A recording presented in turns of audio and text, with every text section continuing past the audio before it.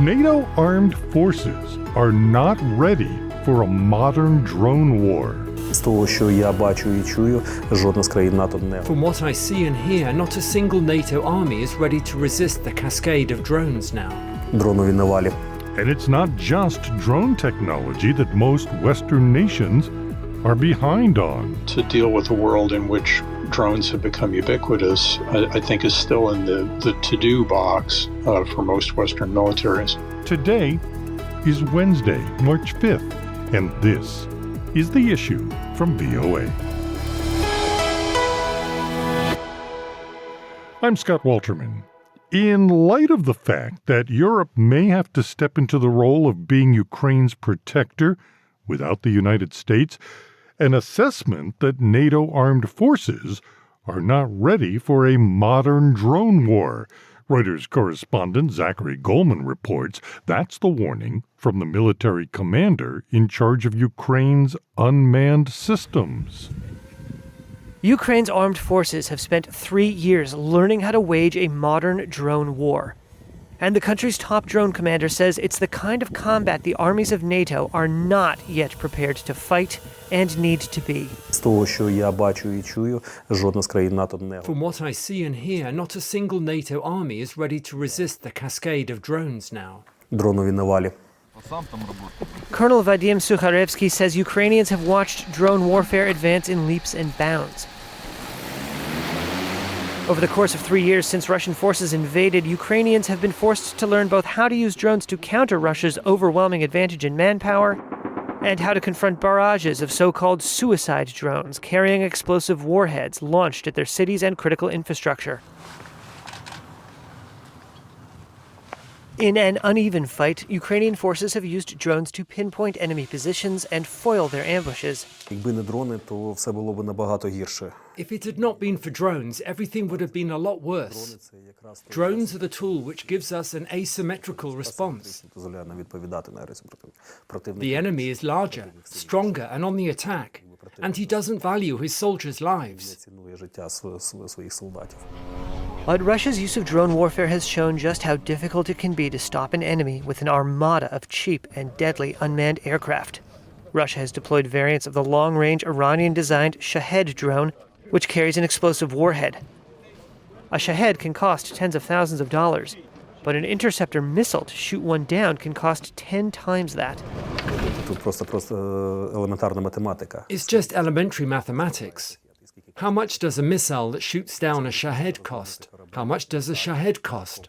How much does it cost to deploy a ship, a plane, and an air defense system to fire at it? A Shahed drone is not a solution for all difficulties. It's not a dogma. There will be tens or hundreds of such drones, and it will develop because of this war. Russian attacks on Ukraine, often numbering more than 100 drones, have become a regular occurrence. On Wednesday, residents of the city of Odessa were bombarded by a Russian drone attack.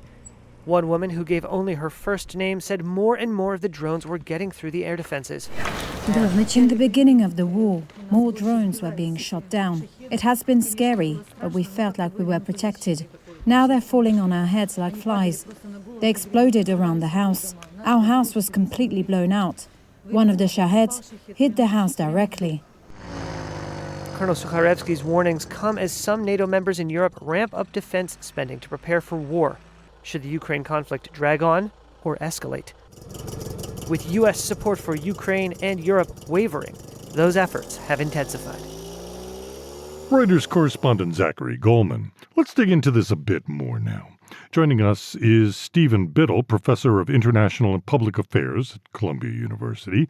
He's also an adjunct senior fellow for defense policy at the Council on Foreign Relations. Thank you so much for being able to talk to us about this. Happy to be with you. So, NATO armed forces do not seem to be ready for a modern drone war, according to the military commander in charge of Ukraine's unmanned systems. And I suspect that probably at this point in time, Russia and Ukraine are the world experts on drone warfare? Certainly at the tactical level, I think that's exactly right. Many Western militaries, including the United States, are transitioning out of an era in which they were focused on counterinsurgency into an era where they're focused on great power conflict and conventional warfare. And so a lot of what's going on in Western militaries at the moment is they're relearning the basics of conventional warfare against a great power opponent. The added duty of updating all that to deal with a world in which drones have become ubiquitous, I think is still in the to-do box for most Western militaries. I know Ukraine has built up a fairly substantial drone warfare industry over the last 3 years. They have. They're producing indigenously the great majority of the drones they use, and they're churning them out by the hundreds of thousands. So the Ukrainian defense industry in general has expanded and improved its sophistication quite a bit since 2022, and that's especially true for drones. I want to go back to something you said because it's sort of interesting. It's a roller coaster ride, sort of. Conventional warfare, a lot of the big militaries turn to a fighting terrorism stance. And then you have this conflict, which really has that traditional battlefield element that we haven't fought for a while. Yeah, I think this kind of high-intensity, high firepower, high casualty warfare requires a lot of training to be proficient in. It's not the sort of thing where you can set it aside, focus on other things for 10 years, come back to it, and all of a sudden you can do it the way you did before. It's not like riding a bicycle that way. And I think it's been a long time since certainly the U.S. military, but many others in the West as well, have practiced this as intensively as you need in order to be able to synchronize all the dozens and dozens and dozens of different functions and activities and requirements that you have to do in order to fight this way and survive. In terms of the Western powers' ability to not just wage the war once you're on the battlefield, but produce the material in sufficient numbers has also lapsed, has it not? That's right. And since World War II, it's not clear that we were ever investing enough in munitions and war reserve stocks. This is something that the U.S. political system has disincentivized for a long time. But certainly the war in Ukraine is showing that the defense industrial base in the U.S. and in Europe both is not scaled appropriately for the expenditure levels that are characteristic of modern high firepower warfare. There is also an economic element to moving towards drone warfare as well, because, you know, the drones are relatively inexpensive, even when you compare them with the missiles that are used to shoot them down, right? Well, certainly, airplane by airplane, drones are vastly cheaper. In fact, what's distinctive about drones is primarily that they're a different point on the cost-performance relationship than we've seen in defense acquisition for a long time. So individually, they're very cheap. The way they get very cheap is by accepting much lower performance, much shorter range than traditional aircraft, much lower payload than traditional aircraft, and so on. The virtue of being cheap per copy is you can afford many copies. So when you look across the entirety of the drone fleet of a modern state, the Ukrainians or the Russians, it's absorbing a lot of expenditure. Individually, they're cheap, but then you buy them by their millions, and now you're spending quite a bit of money. But because they operate on a different point on the cost-performance curve, low performance but very low cost, it then creates different incentives for those who want to defeat them and forces them to move to lower performance, lower cost air defense systems in order to counter them. The Patriot missile that has been the kind of marquee American air defense system of the last generation or two, is designed to destroy very expensive, very high-performance aircraft. It's overkill against a small quadcopter drone, and therefore it doesn't make sense to use them that way.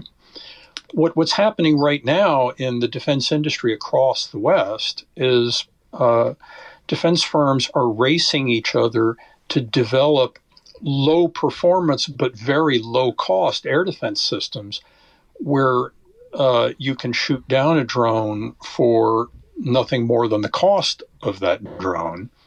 But there's a certain lag time in how quickly those kinds of new systems can be developed and fielded. And so right now, drones have a significant advantage over the defenses that are deployed against them.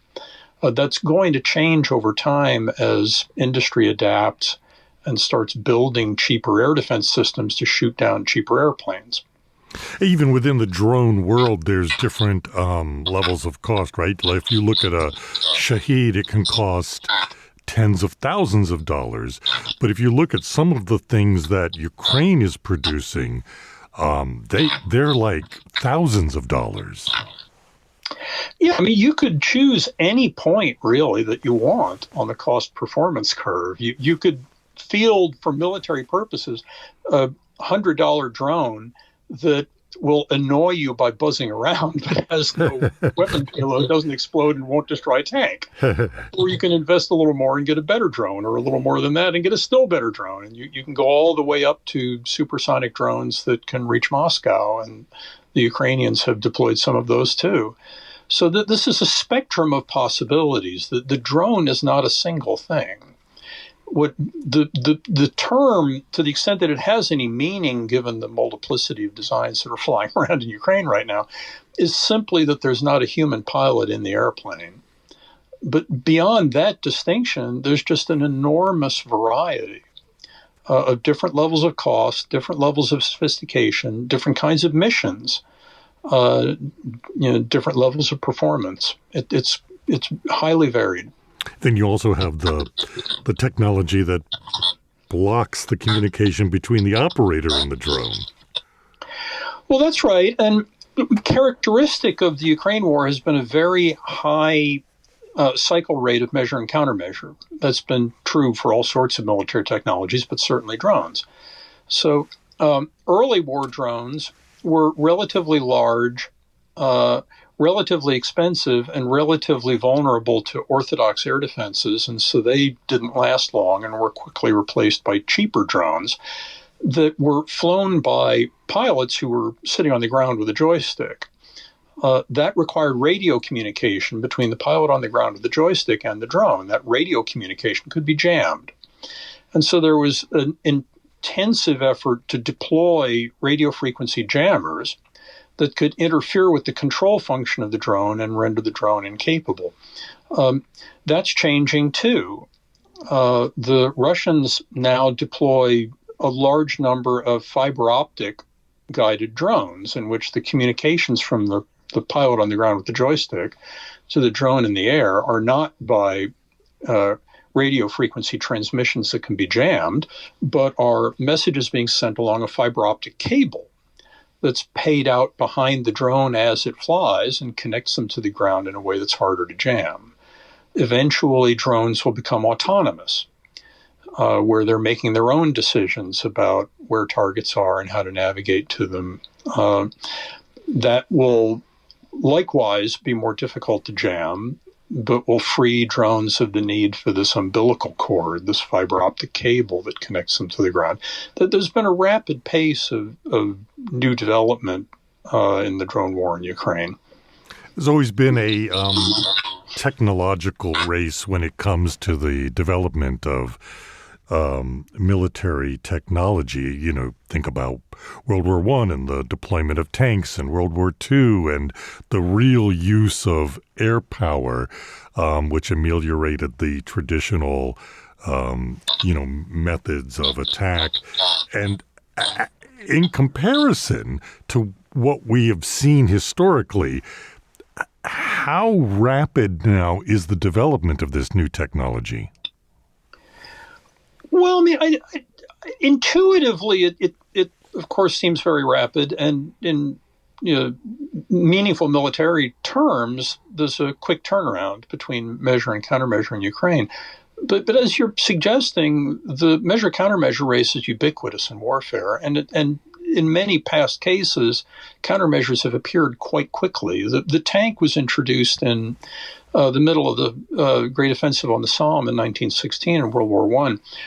In less than 12 months, the Germans were already fielding purpose-built anti-tank weapons that were inflicting loss rates north of 90%. In tank attacks in 1917 and 18. So these cycles can move quickly. And given that, I think the key message for policymakers now is beware of the fallacy of the last move. When drones first became ubiquitous in Ukraine, there was a wave of arguments that they were revolutionizing warfare and would dominate the battlefield in the future. The countermeasures to drone warfare are catching up, and the countermeasures are already being fielded. We're already seeing counter-drone drones, for example.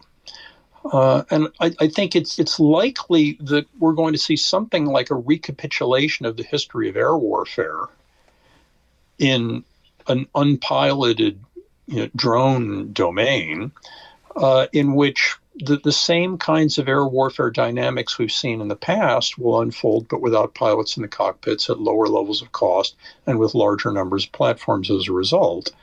That doesn't necessarily mean that that drones will be the single decisive weapon in warfare moving forward, or not. This cycle moves fast, and neither the drone nor anti-drone weapons are likely to have permanent advantages. So it's just like part of the normal cycle of warfare technology. I think it is. Now, that's not to say that nothing ever changes and everything is always the same, right? So as technology moves forward, the nature of these measure-countermeasure races changes over time. The reason you couldn't get very, very low cost, very low performance airplanes in 1918 was because the electric motors that are required to power the smallest of the drones in use in Ukraine right now hadn't been invented yet. So, I mean, the progressive change in technological knowledge over time changes the parameters and the nature of the measure-countermeasure race, but it's very unlikely ever to create a permanent end to the measure-countermeasure race. It's very unlikely that the drone will drive all other weapon types from the battlefield and dominate, or that the drone will become irrelevant and will be swept from the skies by anti-drone technologies. Something like a combined arms battlefield in which many types of weapons are in use will probably persist for a long time. Something like, again, a recapitulation of the multiplication of air missions, including anti-air missions, that we saw at higher performance, higher cost points on the cost performance curve in the past are likely to occur. The fallacy of the last move is a bad idea, and we should steer clear of it. I guess the bottom line is increased military research and spending is what you need if this is the course of action you're pursuing. Yeah. Now, whether that means the defense budget needs to be larger or not is, of course, a different question. The Hegseth Defense Department at least claims that it's not necessarily going to reduce the defense budget, but it's definitely going to move money around. So certainly there's going to be a growth market for drones and air defenses that fight drones in the future. Whether that leads to increased expenditure on defense per se or not is a function of how militaries allocate their spending. Now, clearly, the European countries are going to be increasing their defense budgets ceilings quite a bit to compensate for the fact that they've underinvested for so long, and they're now looking at a world in which they might have to defend themselves without the United States.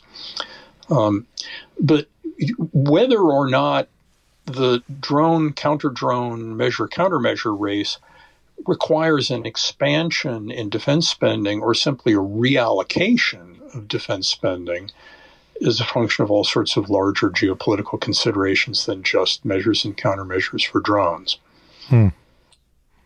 Thank you so much for the info. It's really interesting. Happy to talk with you. Stephen Biddle, professor of international and public affairs at Columbia University and an adjunct senior fellow for defense policy at the Council on Foreign Relations. You've been listening to The Issue from the Voice of America. On behalf of everyone here at VOA in Washington and in all of our bureaus across the globe, thank you so much for joining us. For news 24/7, check out our website at voanews.com. In Washington, I'm Scott Walterman.